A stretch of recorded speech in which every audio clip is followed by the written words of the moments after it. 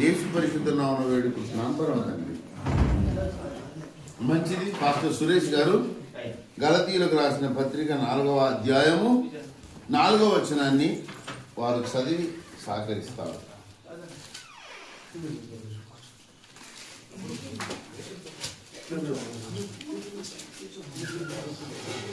గలతీయులకు రాసిన పత్రిక 4వ అధ్యాయము 4వ వచనం.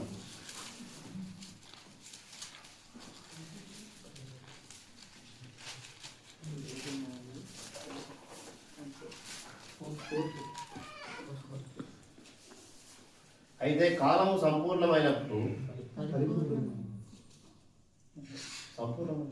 కొన్ని బైబిల్ సంపూర్ణం అని ఉంటుంది, నో ప్రాబ్లం. దేవుడు తన కుమారుని పంపెను. చదువుకున్న వాక్య భాగం మన వీటిలో దేవుడు దీవించును గాక. అయితే కాలము సంపూర్ణమైనప్పుడు లేదా పరిపూర్ణమైనప్పుడు దేవుడు తన కుమారుని పంపెను. ఇక్కడ చాలా ఒక సంక్లిష్టమైన విషయం దాగి ఉన్నదన్నమాట. దేవుడు అనంత ప్రణాళిక కలిగిన దేవుడు. ఎప్పుడు ఏం చేయాలనో పర్ఫెక్ట్గా ఆయనకు తెలుసు. అయితే కాలం సంపూర్ణం కావాలి అయినప్పుడే తన కుమారుడి లోకంలోకి రావాలి. ఆదికాండం 3వ అధ్యాయం 15వ వచనంలో ఒక ప్రవచనం ఉన్నది. 3:15 చదవండి. ఆదికాండం 3:17. మరియు నీకును స్త్రీకి నీ సంతానమునకును ఆమె సంతానమునకును వైరము అది నీ మడమ మీద కొట్టును, అది నీవు తల మీద కొట్టును, నీవు దానిని మడమ మీద కొట్టుదు. అది అన్న దగ్గర కిందేముంది? ఆయన. ఆయన అక్కడే ఉండే యేసయ్య గురించి. ఆయన సాతాను తల మీద కొట్టును. ఈ వాగ్దానం నెరవేరడానికి కొంత టైం దేవుడు పెట్టుకున్నాడు, స్కేల్ అన్నమాట. తర్వాత పస్కా, నిర్గమాకాండంలో పస్కా పండుగ, దానిలోని ఆ ఘట్టాలన్నింటినీ దేవుడు రాసిపెట్టాడు మోషే ద్వారా. దానికి ఒక టైం స్కేల్ ఉంది. తర్వాత యెషయా ప్రవచన గ్రంథం. యెషయా యేసు ప్రభువుకు 750 సంవత్సరాల ముందే. కూర్చోబిడ్డ, ఫస్ట్ కూర్చోండి, ఆ టేబుల్ జరిపెట్ట. యెషయా ప్రవచన గ్రంథంలో 750 సంవత్సరాలకు పూర్వం, యేసయ్యకు పూర్వం 750 సంవత్సరాల పూర్వమే యెషయా రాశాడు. ఇదిగో తానే ఒక సూచన చూపును, కన్యక కుమారుని గర్భము ధరించి ఒక కుమారుని కని ఆయనకు ఇమ్మానుయేలు అని పేరు పెట్టాడు. యేసయ్య పుట్టని లేదు. యేసయ్య పుట్టకముందు 750 సంవత్సరాల ముందు దేవుడు టైం స్కేల్ పెట్టుకున్నాడు. యెషయా 9:6లో కూడా ఉంది, మనకు శిశువు పుట్టిన కుమారుడు, ఆయన భుజం మీద ఆశ్చర్యకరుడు, ఆలోచనకర్త, బలవంతుడైన దేవుడు, నిత్యుడగు తండ్రి, సమాధానకర్తయగు పేరు పెట్టబడి. దీనికి ఒక టైం స్కేల్ ఉంది. తర్వాత మీకా 5:2లో ఒక టైం స్కేల్ ఉంది. యూదా దేశము బెత్లెహేమా, నీవు యూదా ప్రధానంలో ఎంత మాత్రము ఇశ్రాయేలును నా ప్రజలను ఏలుపు అధిపతి నుండి వచ్చు. ఇట్లా యేసయ్య గురించిన ప్రవచనాలు బైబిల్లో అనేక స్థానాల్లో కనబడతాయి. ఇకపోతే కీర్తనలకు పోతే 22వ కీర్తనలో నా దేవా నా దేవా నన్నెందుకు చేయి విడిచితివి. 60వ కీర్తనలో కూడా అతనికి చేదు చిరకనివ్వగా అతడు తాగని వల్ల పుండేనని ఉంటుంది. ఇట్లా అన్ని సంఖ్యాకాండంలో ఏముంటుందంటే ఆయన ఎముకల్లో ఒకటి కూడా విలువబడలేదని ఉంటుంది. తర్వాత సంఖ్యాకాండంలో 30 వెండి నాణాల గురించిన ప్రస్తావన ఉంది. యేసు జీవితంలో జరగబోయే అన్ని లెక్కలు ఉన్నాయన్నమాట బైబిల్లో. ఆ లెక్కల పొడవు అంతటిని ఏమన్నాడంటే ఒకటే మాటలో, కాలము పరిపూర్ణమైనప్పుడు. దేవుడు ఎంత క్యాల్కులేటెడ్ చూడండి.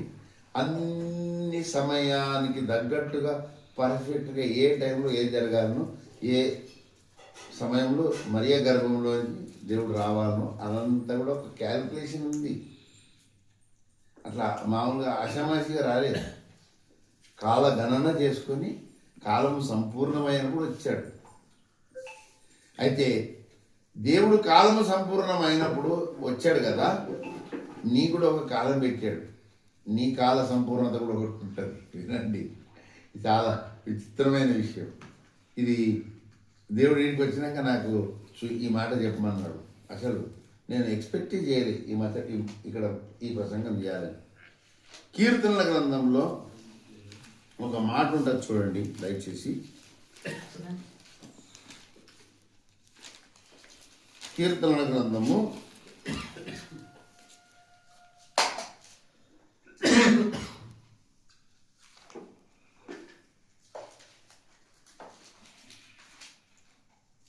31వ కీర్తన 15వ వచనం చదవండి. 31:15. నా కాలగతులు నీ వశంలోనున్నవి. భక్తులందరి కాలగతులు ఎవరి వశంలో ఉన్నాయి? దేవుని వశం. నీకు కూడా ఒక టైం పెట్టాడు దేవుడు. నీ కాల సంపూర్ణత జరగాలి, నీలో కూడా బైబిల్లో ఉన్న కొన్ని లేఖనాలు నెరవేరాలని. నీలో కూడా బైబిల్ నెరవేరాలి. ప్రభాకర్ గారి ఇంట్లో ఒక లేఖన నెరవేర్పు గురించి చెప్పాను నేను. యేసు గురించి లేఖనాలు నెరవేరినట్టుగా నీ గురించి కూడా కొన్ని లేఖనాలను దేవుడు నెరవేరుస్తాడు. కనుక ఇప్పుడు నాకు దేవుడు ఒక లేఖనం రాశాడు. ఏమన్నాడంటే నీ నోరు బాగుగా తెరువు దాన్ని నింపుతాన్నాడు. ఏమని రాశాడు? అప్పుడు నేను కొత్తగా దేవుడిని నమ్ముకున్నా. అప్పుడు అంత నాస్తికుని ఉండి నోరు తెరుమన్నాడు కానీ వేరే రూమ్లో నోరు తీసి కూర్చున్నా. ఇంతేగా మన పెద్ద అప్పుడు నాస్తికులం కదా, మన పెద్ద తెలివేమి ఉంటుంది. ఇప్పటికి కూడా ఏం తెలియలేదు నాకు. దేవుడు తెరుమన్నాడు, నోరు కూడా తెచ్చుకున్నా. 40 నిమిషాలు అయింది, ఇంకా దవడలు కూస్తున్నాయి అంటున్నా దేవుడిని. నేను ఏమై ప్రభావ ఏమై మన వేస్తున్నా నేను అనుకుంటున్నా. ఇప్పుడు మనకు తిండి ఏమనే కదా, మనుషులకి ఎప్పుడు ఇదే ఏముంటుంది, ఈచ్ కట్. దేవుడు చూస్తున్నా ఏమేస్తావు, మన్నేస్తావా, బూరెలు వేస్తావా, ఏమయ్యా దేవుడు. నేను ఒకటే మాట అనుకున్నా, సరే నేను నారాజుగా దేవుడి మీద నువ్వు నోరు తెరువనని నేను తెరిచిన, నా పని నేను చేసిన, నేను దాన్ని నింపుతాను. నింపే పని నీ పని, ఎప్పుడు నింపుతో నీ ఇష్టం. నేను నోరు తెరిచిన తర్వాత నాకు అర్థమైంది, ఏడా నోరు తెరిచిన దేవుడు దాన్ని నింపుతూనే ఉన్నాడు. ఇప్పటిదాకా ఎక్కడ కూడా నాకు ఏ జింబాబే పోయినా కాడ కూడా నేను ఏం చదువుకోలే, బైబిల్ ఏం చెప్పాలో తెలియదు. అడిగి పోయినాక దేవుడు చెప్పాడు. శ్రీలంక పోయినా అట్లే చేసాడు, మలేషియా పోయినా అట్లే చేసాడు, నేపాల్ పోయినప్పుడు అట్లే చేసాడు, మన జార్ఖండ్ పోయినప్పుడు అట్లే చేసాడు. భారతదేశంలో ఉన్న రాష్ట్రాల్లోనే తిరిగిన కదా, ఎక్కడ పోయినా అప్పటికప్పుడు దేవుడు సందేశం ఇస్తాడు. అంతేగాని సిటీ మీద రాసుకొని బిడ్ బ్యాంక్ పట్టుకొని ఇవన్నీ మన దగ్గర లేవు లెక్కలు. మనకు పంచాంగం లేదు, తతంగం లేదు, ఏం లేదు. దేవుడే మన పంచాంగం. ఆయన దిగి వస్తే చెప్తాడు, మనం చెప్పుకోవాలి. కనుక కాలము సంపూర్ణమైనప్పుడు అనే మాట ఇక్కడ జ్ఞాపకం చేయమన్నాడు. ఈ కుటుంబానికి కూడా ఒక కాలగణన దేవుడు పెట్టుకున్నాడు. దేవుడికి లెక్కుంది, మనకు తిక్కుంది, దేవుడికి లెక్కుంది కదా. మన దిక్కని సరి చేసే లెక్క కూడా దేవుడి లెక్కలు. ఆయన ఒకరోజు మన జీవితంలో ఆయన అనుకున్న పనులే జరుగుతాయి, మనం అనుకునేవి జరగవు. మనం ఏదో అనుకుంటాం కానీ ఆయన ఏదో చేస్తాడు. నాకు ఏముండంటే ఒక డిస్టిక్కి నేను వాలీబాల్ కోచ్ కావాలనుకున్నాను. నేను వాలీబాల్ జూనియర్ నేషనల్స్ ఆడినా. మీరు గల్లీలు కూడా దాటలేదు. మీరు అది కిటికీలు పట్టుకుని 3 పట్టుకుని ఫుట్ కానీ మీరు కూర్చొని నాకు నవ్వొస్తుంది. నేను జూనియర్స్ ఆడినా, జూనియర్ నేషనల్స్ ఆడుకున్నా. నేను బిహెచ్ఎల్ పోతే పాత్రలందరూ గుర్తుపడతారు.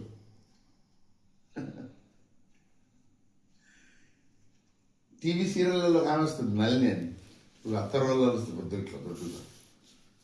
వాళ్ళు మాకు ఆపోజిట్ టీంలో. నేను షాట్ కొడితే నల్లిని నెత్తిమే పడ్డది. సంఘర్షణ సినిమాలో అప్పుడు యాక్టింగ్ చేసి నేను కొత్తగా. నేను నల్లి సంఘర్షణ బాగుందా అన్న, నవ్వింది. అరుణ్ నువ్వు లంగవును. సరే అప్పుడు మా లైఫ్ అంతా వేరు.